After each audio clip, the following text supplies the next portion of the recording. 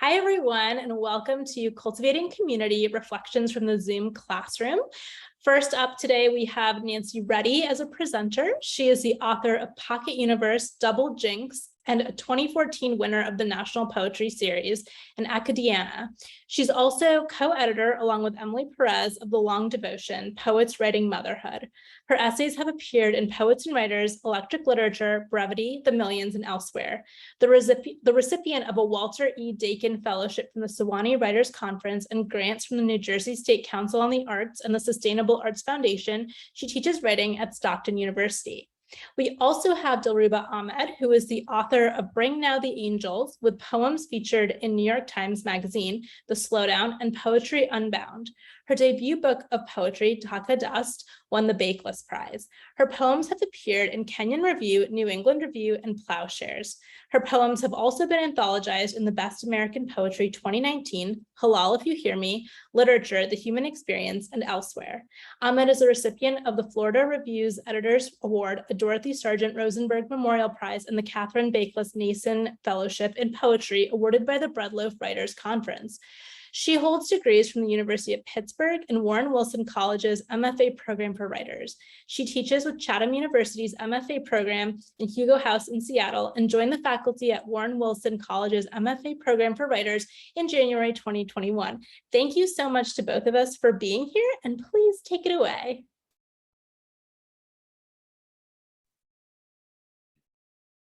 Okay, thank you so much, Ishani. I'm going to share my screen now. And does everybody see a slide that says reflections from the Zoom classroom? Okay, great.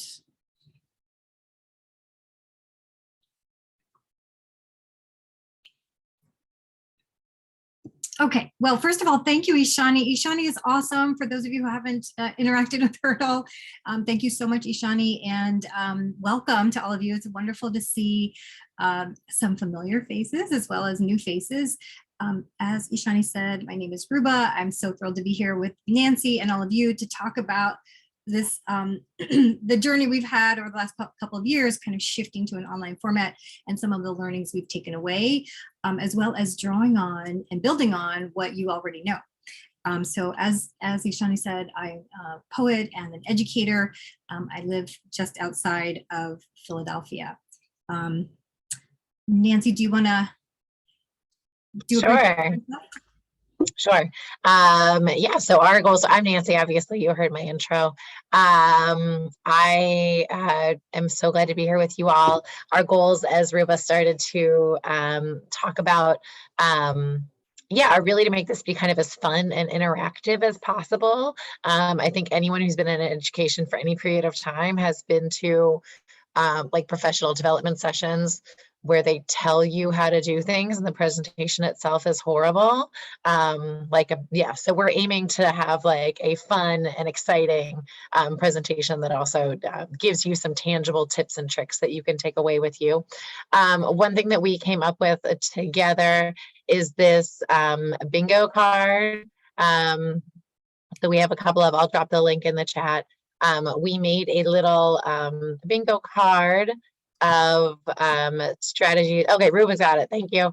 A little bingo card of strategies that you can look for while we are working together today. I gave a couple of options for what you might do with those things if you notice them. So we're going to do introductions in just a minute.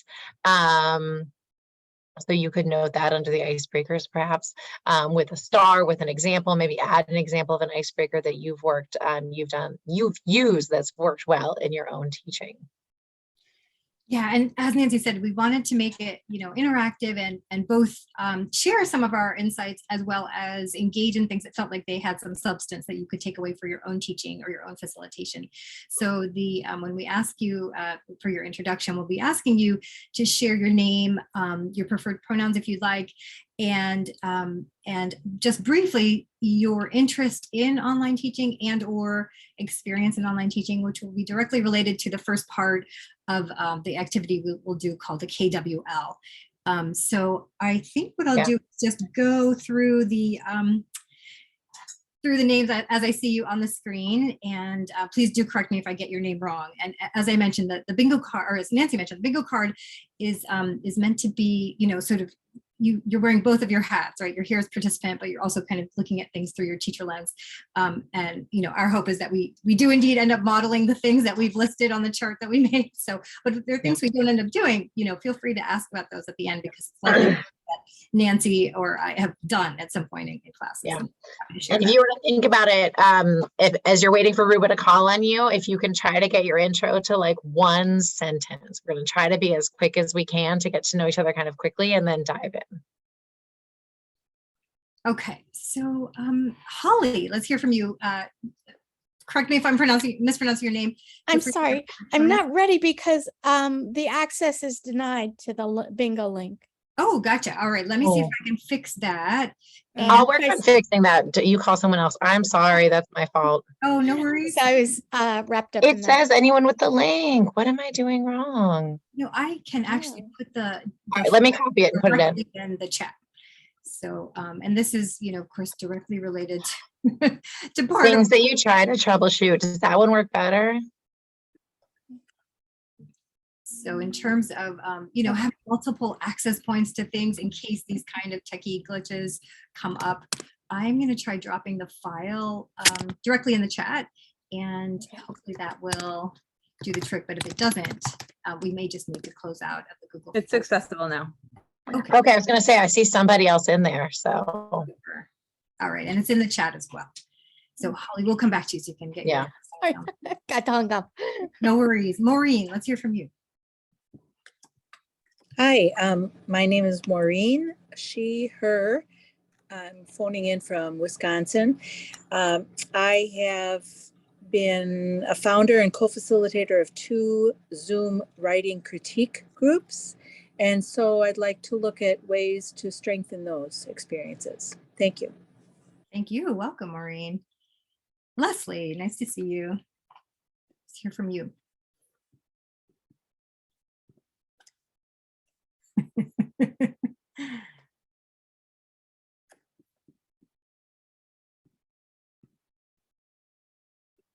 Hey, sorry, I'm trying to find my screen again. I was trying to access the bingo card. Can you hear me okay? Yes, we can. Okay. My name is Leslie Head. I live in Atlanta. I am basically a participant in the writing classes, though I have done a lot of teaching in the past, but not in a writing forum. And I've had several classes with Ruba, who I think does a wonderful job. So. Thanks, Leslie. Nice to have you here. Kelly, let's hear from you. Hey, I'm not sure how to integrate the bingo card into this introduction, maybe because I was spacing out for a second, so I'm just going to talk. My name is Kelly Blazer. I'm in the Bay Area. I'm a therapist, and I'm a writer just for myself. And I founded a company called Dharma Bridge, and basically I teach about the Dharma and meditation and therapy and how to apply that, apply Dharma understandings to real life. And I now am using a lot of writing and writing prompts and working with poetry, etc. And I've done a lot of kind of like therapy improv sort of stuff, improv-y stuff in Dharma Bridge, and I'm trying to figure out how to also do that within the writing group that I now lead. Awesome. Thank you, Kelly. Welcome.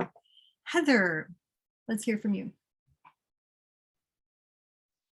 Hi there. Thank you. My name is Heather. I live in Philadelphia for the past 15 years. I'm from West Virginia. I'm a writer, not really a teacher, but I'm curious about just being able to facilitate better in an online environment, not for any specific reason. Yeah, absolutely. And really so many of the things that are considered good practices, effective practices in real life, they just need a little bit of translation in the online format. And we'll be eager to hear from all of you. What are some of the tips and tricks that you've picked up over the last 2 years or earlier? Holly, let's circle back. Yeah, sorry. I was so confused. I taught English at SUNY Binghamton for a few years, and also was a New Jersey Arts Council visiting writer in the schools on their roster. I think I haven't taught on Zoom, but I don't know how to translate that energy and personal connection and personal attention maybe to students. Yeah, definitely a challenge. Everything's a little different in this format. So we'll talk about that.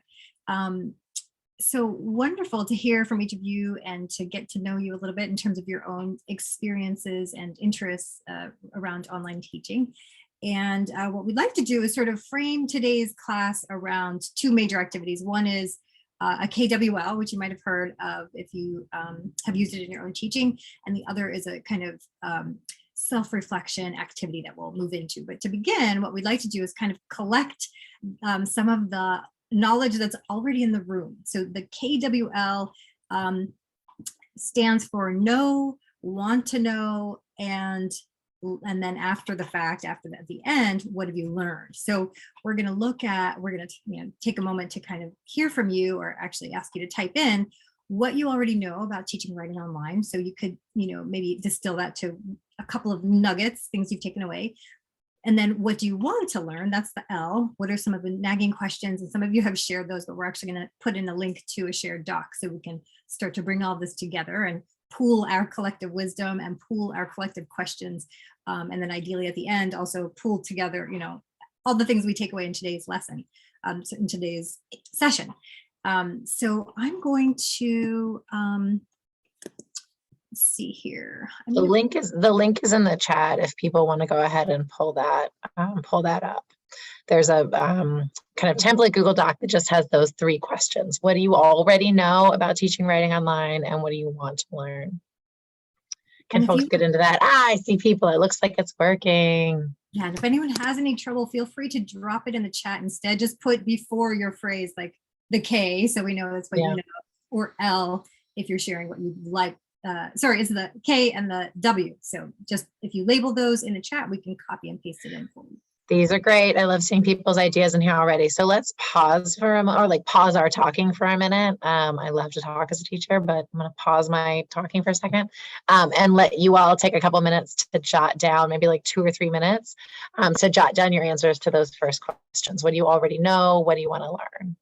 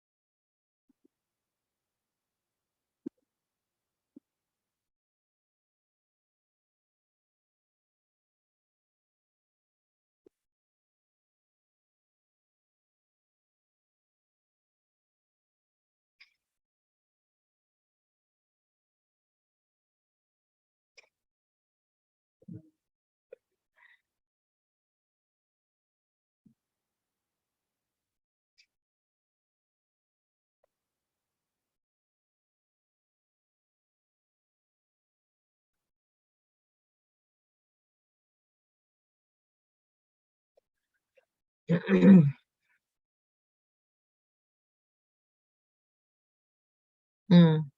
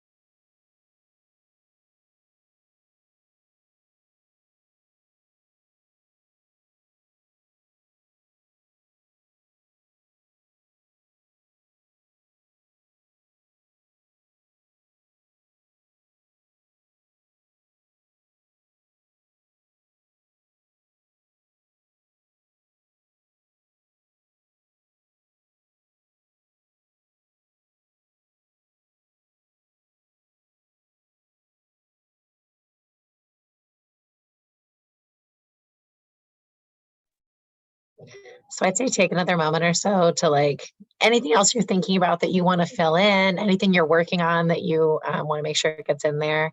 I'm really excited about the connections between what people are saying they know, what they want to know, because I feel like there's a really interesting kind of synchronicity there. Maybe in terms of what this group values in a writing classroom.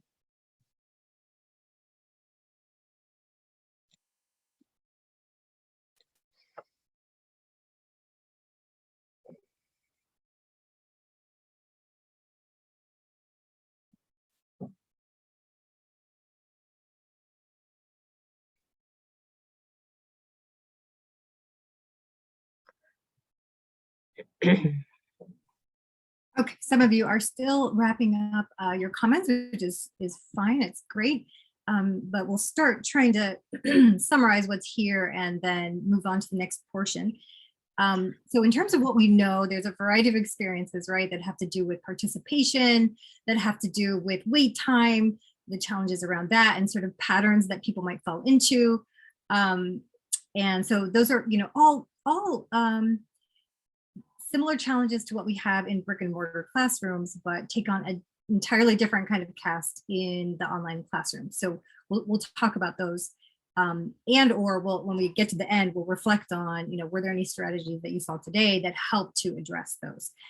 So again, we're, you know, thinking about what it is we can take away to use in our teaching, both, you know, from the teaching standpoint, and then this sort of meta conversation about how we go about teaching.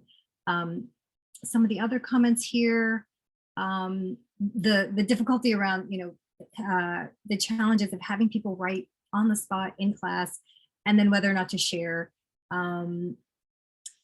Having, you know, instructors being prepared versus kind of, you know, asking students to take on spontaneous contributions, or thinking about how to have room for both structure and spontaneity in the classroom.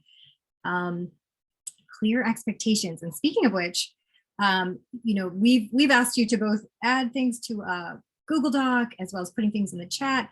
The other thing that I should mention is that if you have something to contribute or a question, you can feel free to use the hand emoji. And if we don't see it by any chance, or if you put something in the chat and we don't get to it, feel free to, you know, wave us down or unmute yourself and just, you know, say, you know, jump in and let us know that we missed your signal, because that sometimes does happen. And then I love these final comments. How to ensure equity for participants, right? Nancy and I were talking about the challenge of people engaging in different ways, right? Some people have their video on, some people have their video off. How do we ensure that we're meeting people where they are and adding something of value? And then I love this comment about, you know, that it is possible to build genuine connections over Zoom, because I know I've seen that in my own experiences as well. So that even though we have these challenges or different structures to navigate, it is possible to make genuine connections. They just might be a little different from our experiences in the classroom.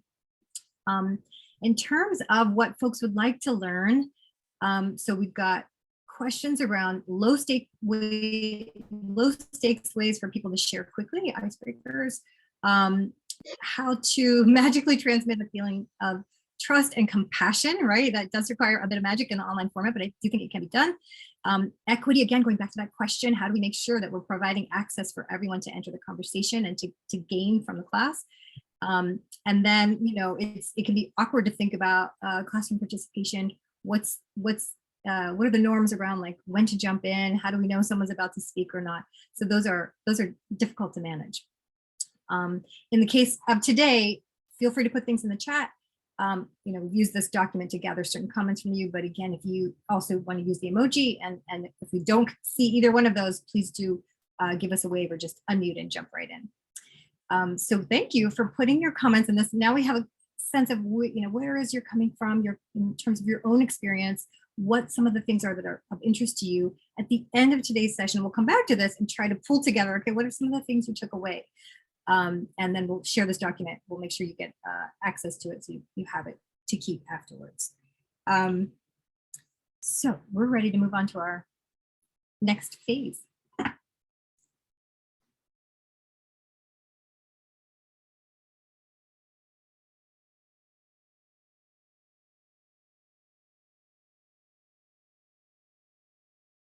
There we go.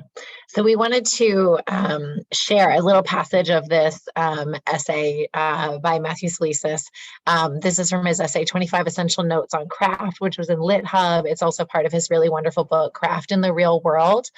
We wanted to pick a very small part of it to make sure we had time for everyone to be able to read it and think about how it connects with your own teaching, your own experiences as a writer in a workshop. So we'd love to ask you now to take a minute first just to read this little passage about craft and audience. And Nancy, I'll read it out loud for anyone who Sure. might be, walking their dog or whatever it might be. It's It's nice to hear a voice, so around. thank you. Yeah, Sure. Thanks for that. So this is number 9 in his list. To use craft is to engage with an audience's bias. Like freedom, craft is always craft for someone. Whose expectations does a writer prioritize? Craft says something about who deserves their story told, who has agency and who does not, what is worthy of action and what description, whose bodies are on display, who changes and who stays the same, who controls time, whose world it is, who holds meaning and who gives it.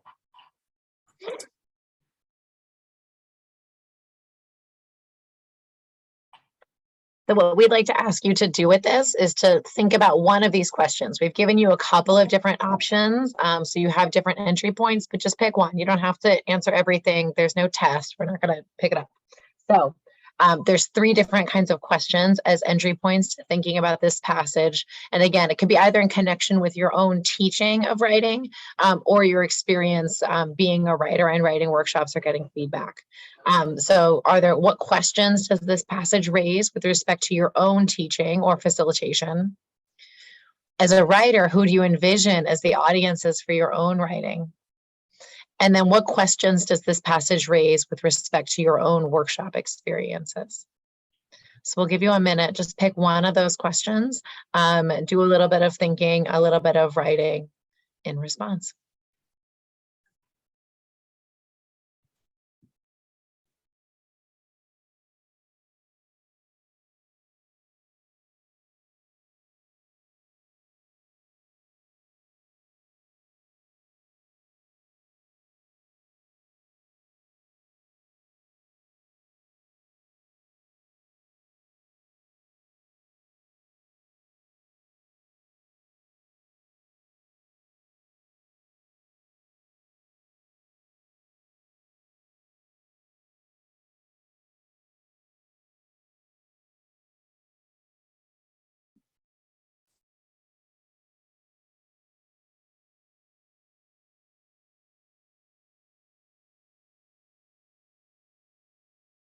Hi, Trevarna, welcome. We are just doing some brief quiet writing in response to the self-reflection questions that are on the screen that are related to this little snippet from Matthew Salisis's writings about craft in the classroom. So feel free to pick whichever question feels most relevant to you right now or most urgent with respect to either your teaching or your writing or your own experiences.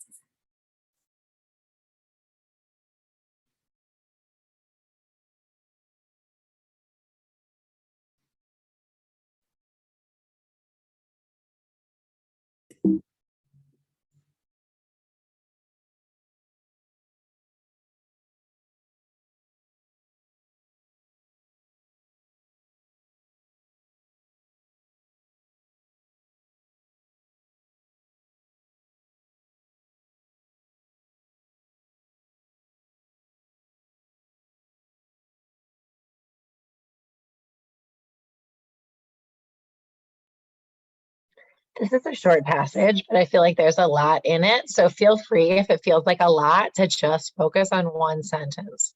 I am really just thinking about that first sentence about the relationship between craft and audience bias. So feel free to go really small because it's short, but really meaty.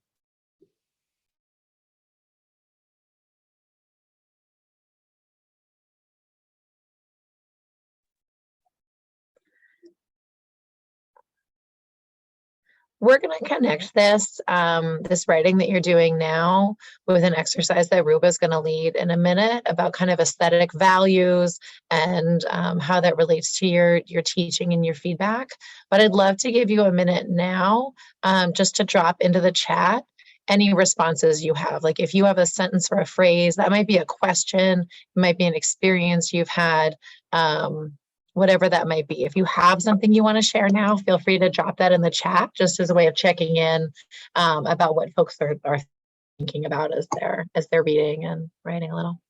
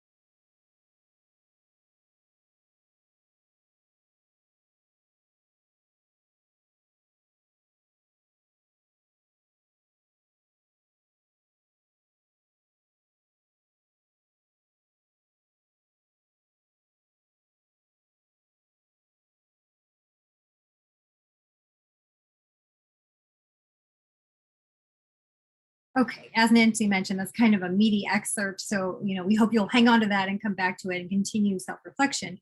But the goal today is to, we're using this quote to kind of set the context for our conversation around building community and setting classroom norms, but also hopefully modeling an activity you might be able to use in your classroom to do the same. So this is actually directly connected to an activity that I use to help establish some of the norms around workshop protocol in my classroom.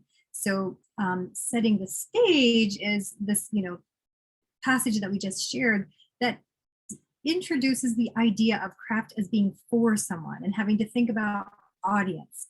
And so when we're giving feedback in workshop, we want to think about that carefully, right? Because everyone's coming to the table with a different set of aesthetic values. And so one of the things I put in the chat was the challenges around the use of words like or relatable. From my perspective as an instructor, I would like to be able to give feedback on work regardless of what the ambition of that work is. So if it's aesthetically very different from the work I read and I write, my goal is still to aspire toward like giving someone really useful feedback and to recognize the ambition of the poem so that I can do that.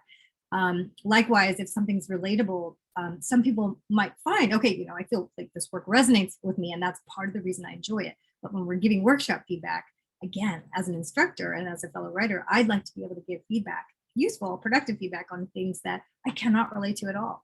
And so part of what I do in the classroom is to ask folks to think about their own aesthetic preferences. And when Nancy and I talked about this, and as we were preparing the session, our hope is that this is a set of activities you can take away for your own classrooms as a way of setting classroom norms. Well, I'll go through the list in order. So building community and workshop, beginning to build it, supporting participants and articulating their aesthetic values, which we can see is directly connected to the idea of audience and the kind of feedback we give each other.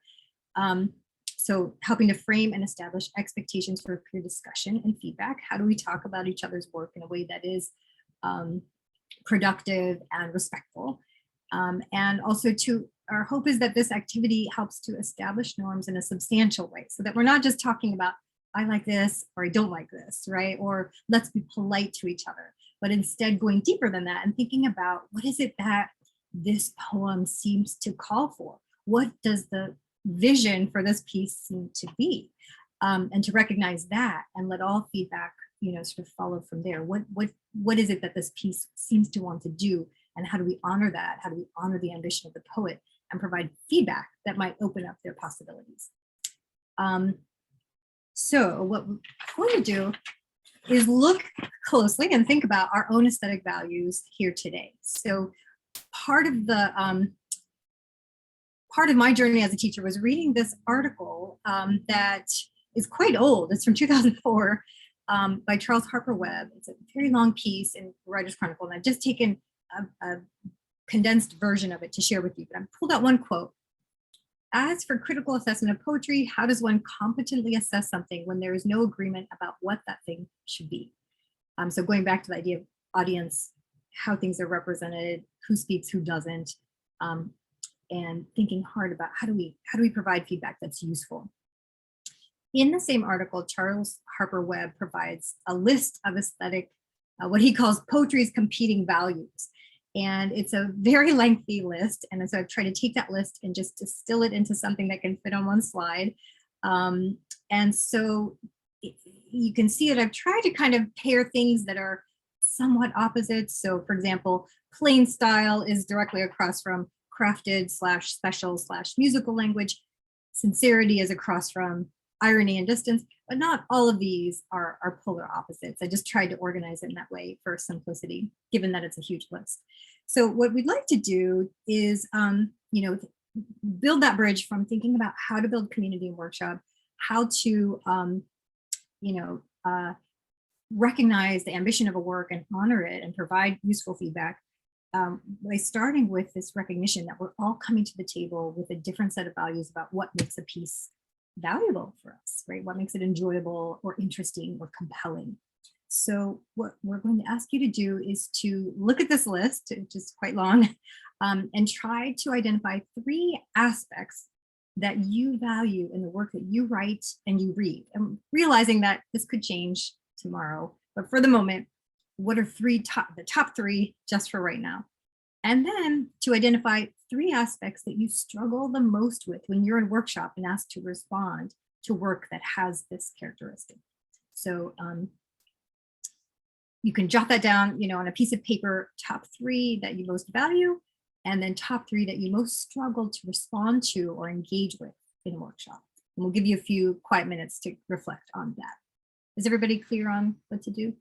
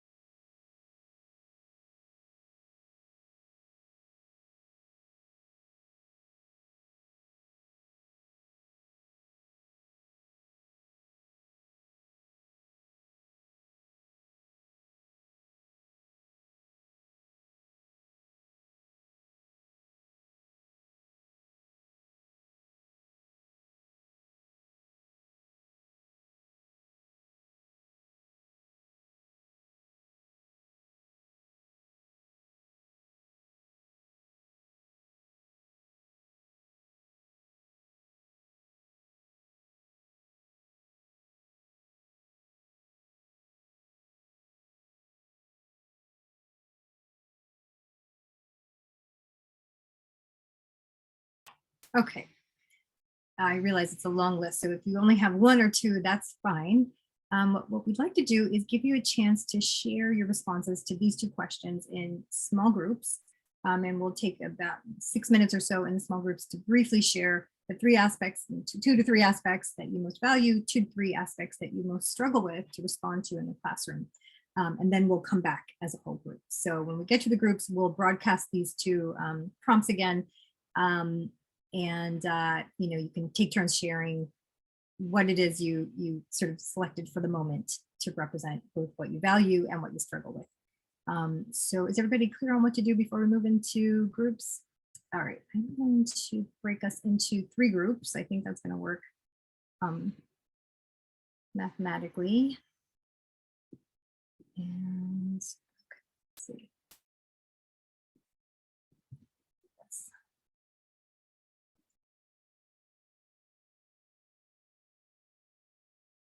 All right, so you are going to get an invitation into a room, and when you accept it, you'll be popped into it, and then we'll give you a little heads up when it's time to come back to the main session. So we will see you soon.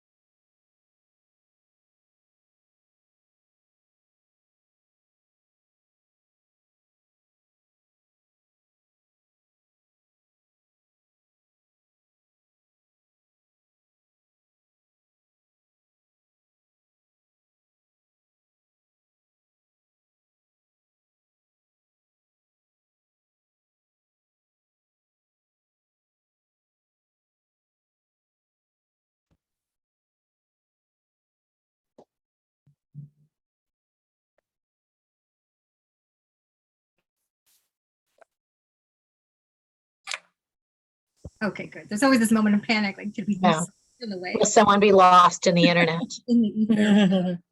So thank you for sharing your comments in the small groups. I hope you got to share at least a little bit about what it is you value and what it is you struggle with when you come into a workshop situation, either as a participant or as a facilitator. And to begin thinking about, all right, well, how do these preferences that I hold shape who I am as a facilitator, shape who I am as a teacher? In our group, we talked briefly about how sometimes just reflecting back what's on the page for a piece that maybe we don't see as sort of like within our aesthetic preferences, just reflecting back what we see on the page can be helpful to the writer to see like, all right, that's what people took away. And yet this is what I meant, or that's what people took away. And here's what I want to do to guide that journey through the piece a little more closely. Nancy, did you want to share anything from your pieces or move right Yeah, into Leslie and I talked a lot about time and how certain kinds of work can require just more time to give effective feedback to it, especially things that are more difficult, more experimental, and talked about a lot about how to slow down in our response, as well as the value of, as you're saying, description and like specific praise, both for the work and for, you know, community in the workshop. Yeah, absolutely. We could probably hear from one or two folks about anything you'd like to share in terms of how you see these aesthetic preferences impacting how you go about facilitating or running workshops.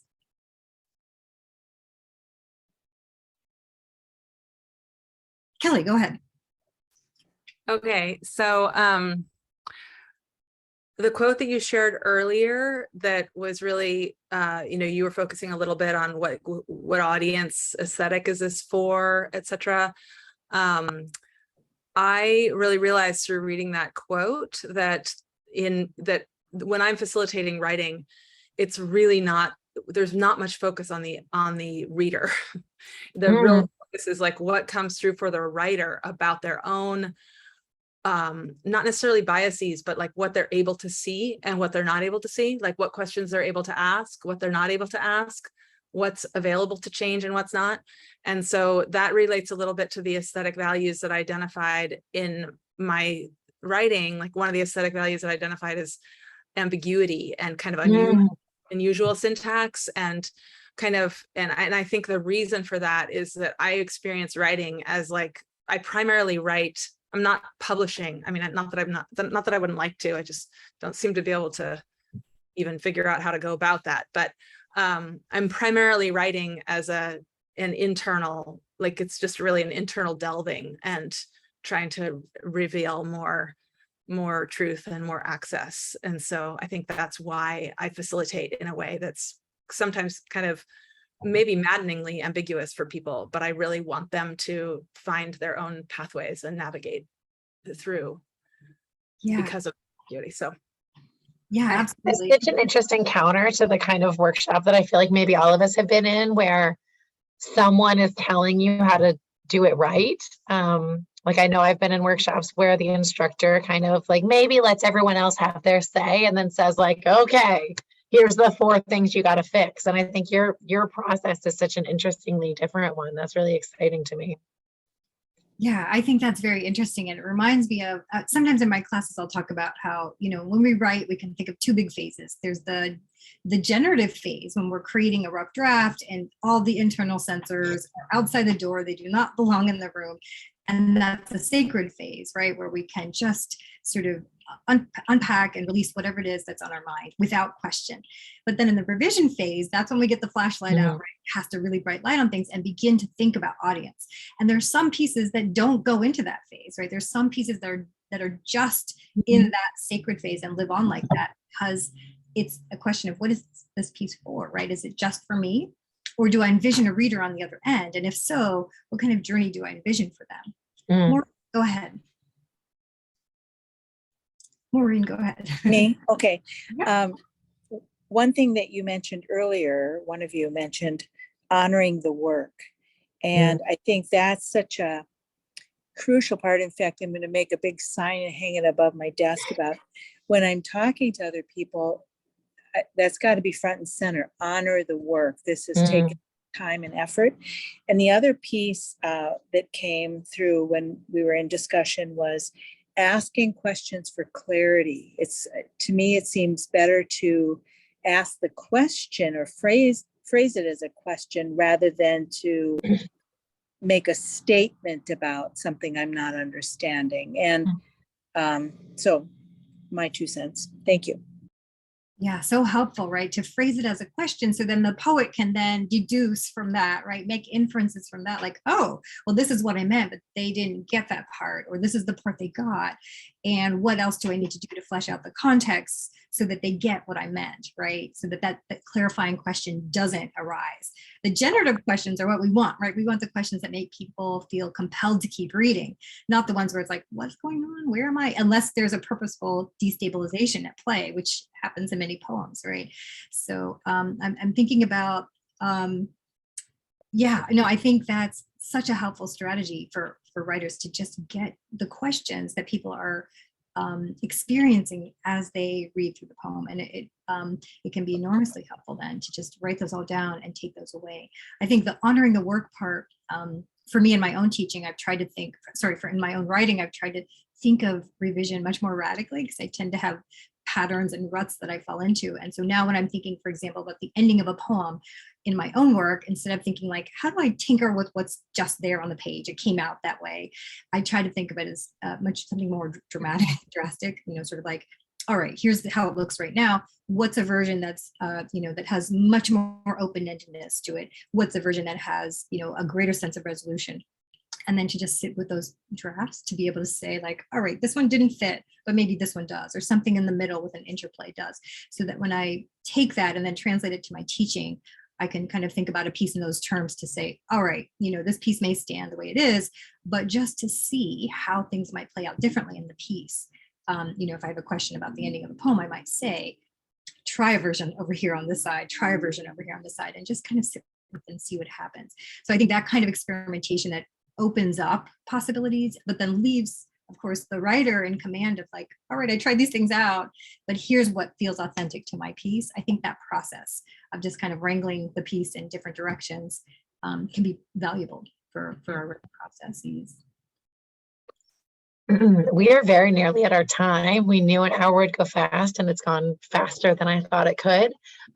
So I would love to give us a minute to kind of coalesce, condense what you've learned, what you've thought about, anything else back into that KWL chart. So if there are things that you want to put in that L, I would say also, if you have anything you want to add, especially under the want to learn, like if you have some good icebreakers, that's something people are interested in, you could put those in there. So basically whatever's on your brain right now, try to add it to the L or maybe the W part of our record as a way of bringing it together at the end.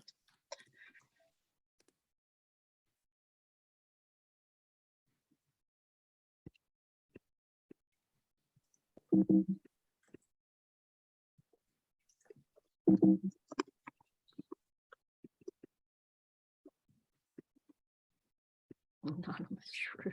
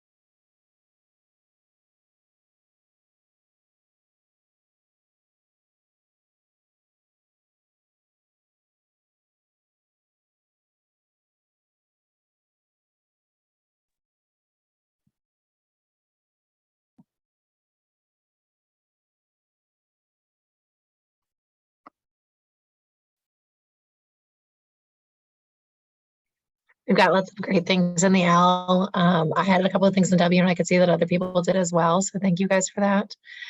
You will notice that we did not really have time to come back to our bingo chart, though I can share that again if you want to take a look at it. One of the things we were trying to do with the bingo was to really highlight some of the different strategies you can use for teaching online. So even though we didn't spend a lot of time with that, you can still look at it as a resource. Maybe some ideas that you could use. For example, we did not really talk about using the reactions as much, and I actually love those. It's really nice, like if someone shares something they read, to be able to put a little heart up and see that. So you can think of that bingo chart as a menu of additional strategies or tools you can use in your online teaching or writing groups or whatever you're doing. Should we close there, Ruba? Do you want to go to our little closing slide? Absolutely. And I think too, the menu can also be a sort of a reflection point for, as you prepare for facilitation or workshop, to think about, all right, what are these other elements that I might not have drawn on? How might I go about incorporating those? So we hope you're walking away with, if not answers, right? Neither one of us can claim to be sort of experts on this, but we hope to gain some insights into, some strategies that might be helpful, and as well as just deepening your own self-reflection into your teaching practice, which is always bound to be valuable. So we hope you're walking away with a great set of questions and maybe a couple of insights or answers. And we hope that you'll stay in touch. This slide has links for both Nancy and for me. Both of us will be teaching in the fall, as Ishani mentioned, so we hope to see you in future classes. So thank you so much for attending and for participating in our conversation today. Yeah, this is a good question. Can we, maybe this is a question for Ishani, if we can actually send the slides out so that folks will have access to the slides? Oh we yeah, can absolutely. definitely do that. Okay, so let's do that. So Ruba, if you would just send the deck, then maybe Ishani can send it out to everyone who's registered. Yeah, we'll make sure you get the slides, and I'll also go ahead and drop the links in the chat now. Cool. Thank you. Thank you. Thank you. All right. Thank you so much for spending your Wednesday afternoon with us. And thanks again to Ishani. Thank Yes. you. Thank you for hosting us, for getting everything going.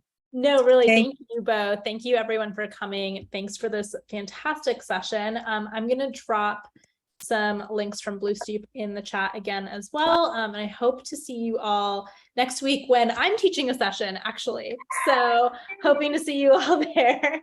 Bye, everyone. All Thank right. you. Bye. Have a Thank great you. day. Bye. Thank you guys. Thank you.